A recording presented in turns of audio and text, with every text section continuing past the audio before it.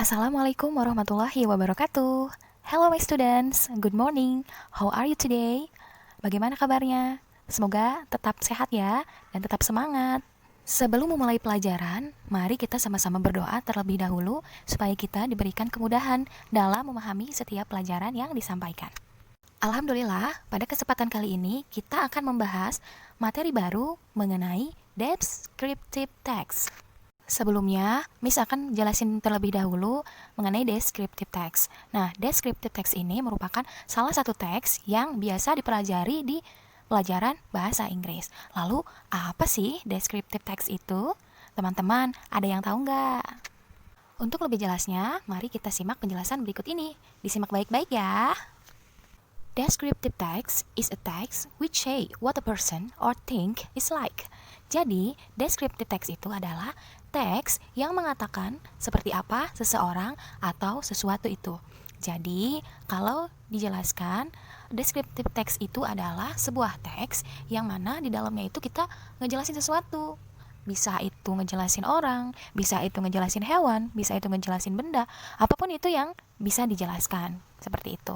Jadi ketika kita ingin menjelaskan sesuatu, misalkan kita punya tas baru, buku baru, baju baru, atau apapun itu, dan kita ingin menjelaskan benda ini kepada orang lain, maka teks yang digunakan adalah descriptive text. Lalu apa sih tujuannya dari descriptive text itu? Yaitu untuk mendeskripsikan dan mengungkapkan orang, tempat, atau benda tertentu. Biasanya tujuan yang lebih spesifiknya itu kita jadi lebih tahu sifat-sifat dari benda yang dijelaskan, karakteristiknya. Nah, jadi tujuannya itu untuk lebih menjelaskan lagi secara detail apa yang dijelaskan. Seperti itu. The generic structure of descriptive text di sini yaitu membahas mengenai bagaimana cara untuk membuat descriptive text. Yang pertama itu ada identification, yang kedua ada description. Nah, identification adalah introducing where or who is the subject is being described, yaitu memperkenalkan tentang siapa atau apa yang akan dijelaskan.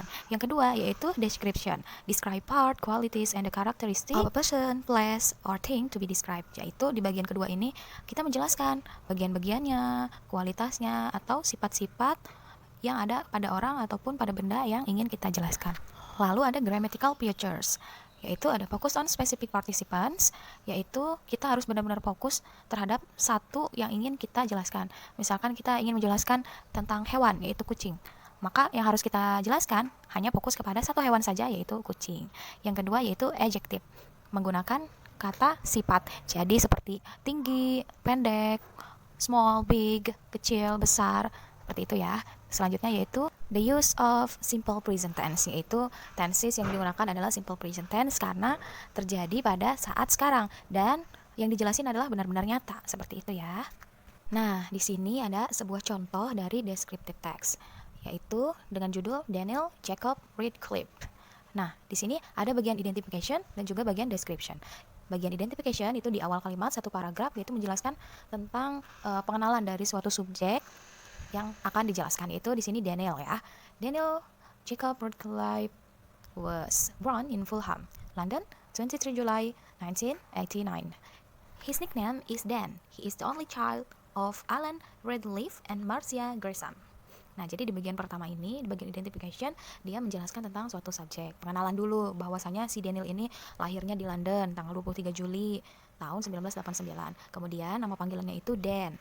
Dan Dan ini adalah anak dari Alan dan juga Marcia. Jadi kita kenalin dulu tuh. Lalu di bagian paragraf kedua itu tentang description. Nah, description di sini yaitu tentang deskripsi dari si Daniel tersebut. Nah, anak-anak bisa baca sendiri ya. Intinya di paragraf kedua ini benar-benar menjelaskan secara detail bahwa si Daniel ini mempunyai white skin, kulit yang putih, dark brown hair, rambut yang hitam tapi kecoklat-coklatan, kemudian blue eyes, mata yang biru. Pokoknya segala karakteristik dari Daniel ini dijelaskan.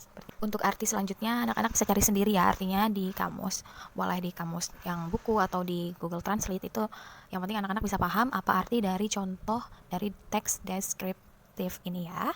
Alhamdulillah, terima kasih banyak untuk anak-anak yang sudah menyimak penjelasan mengenai descriptive text ini. Silakan anak-anak coba pelajarin, coba dipahamin, kemudian ditulis ya di buku catatan. Terima kasih banyak. Pokoknya semoga tetap semangat dan sehat selalu. Have a nice day. Wassalamualaikum warahmatullahi wabarakatuh. Bye bye and see you next time.